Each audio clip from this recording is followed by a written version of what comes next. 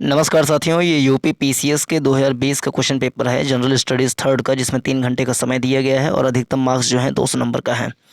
इसमें कुछ अनुदेश दिए गए हैं जिसको पढ़ लेते हैं यहाँ पर।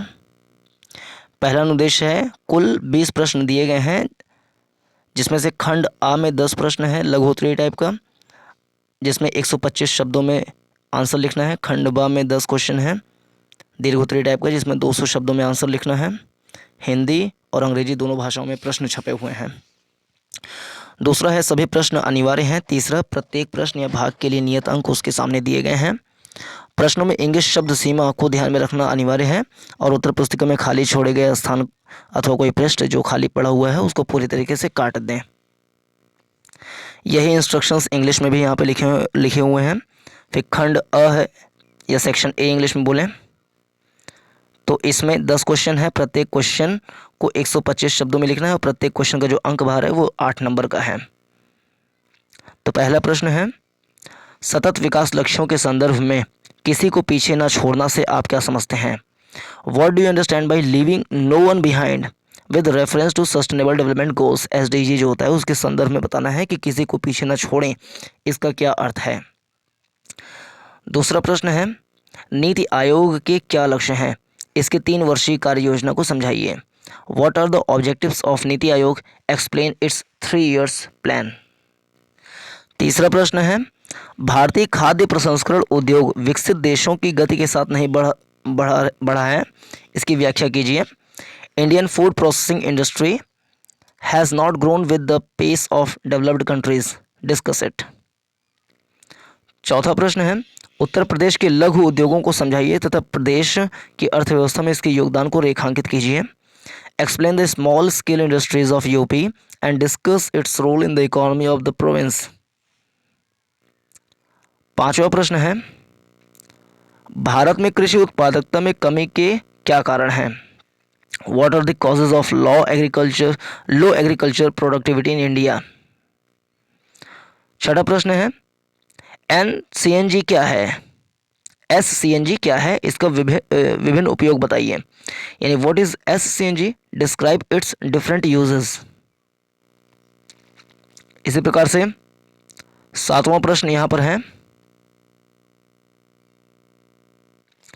वन्य जीवों के संरक्षण की चुनौतियों का आलोचनात्मक मूल्यांकन कीजिए। यानी critically examine the challenges of conservation of wild life.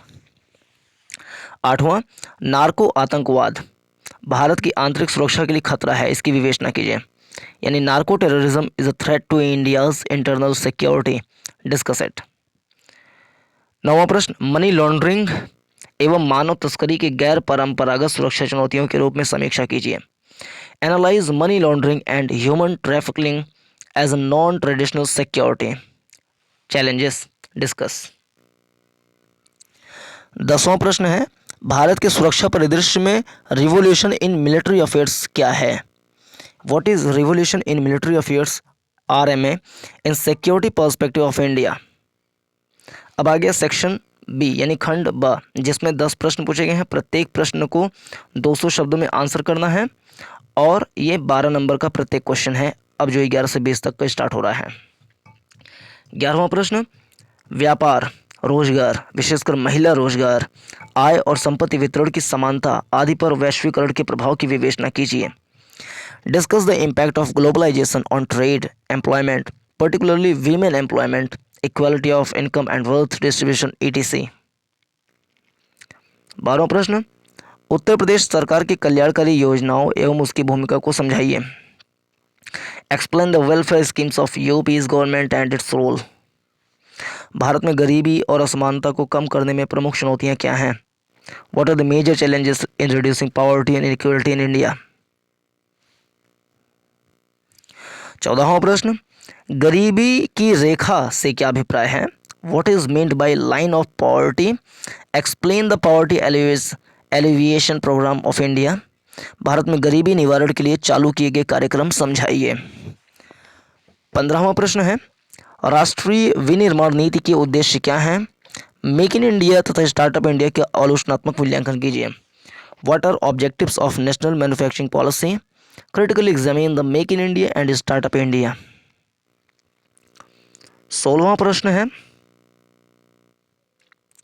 विज्ञान, प्रौद्योगिकी एवं नवाचार नीति 2020 की व्याख्या कीजिए। Explain science, technology and innovation policy 2020। 17वां प्रश्न, भारत में नक्सलवाद का सामना करने के लिए सरकार द्वारा उठाए गए कदमों को समझाइए। Explain the steps taken by the government to counter Naxalism in India.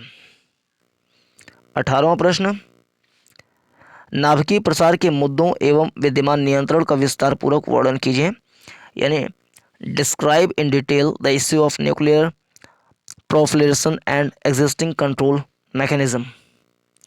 19वां प्रश्न है, भारत के उच्चतर रक्षा संगठन को समझाइए।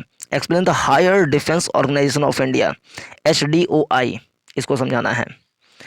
20वां और लास्ट प्रश्न है, वर्तमान उभरती सुरक्षा चुनौतियों में नाभिकीय हथियार की सुरक्षा प्रबंधन में किस प्रकार लाभदायक हो सकता है, इसको समझाइए। At present in emerging security challenges, how nuclear weapons can be advantageous in India security management, explain it. तो ये GS पेपर 3 का क्वेश्चन था, जिसमें देख सकते हैं कि जो इंडियन इकोनॉमी है उससे क्वेश्चन पूछे गए हैं, जो इंटरनल सिक्योरिटी है उससे क्वेश्चन पूछे गए हैं। इस प्रकार से जो नए नए स्कीम्स जो आए हैं उससे भी क्वेश्चन पूछे गए हैं। तो इस प्रकार से क्वेश्चन थे जिसका ट्रेंड इस बार था, और क्वेश्चन बहुत ही ज़्यादा इजी प्रकार के थे। धन्यवाद।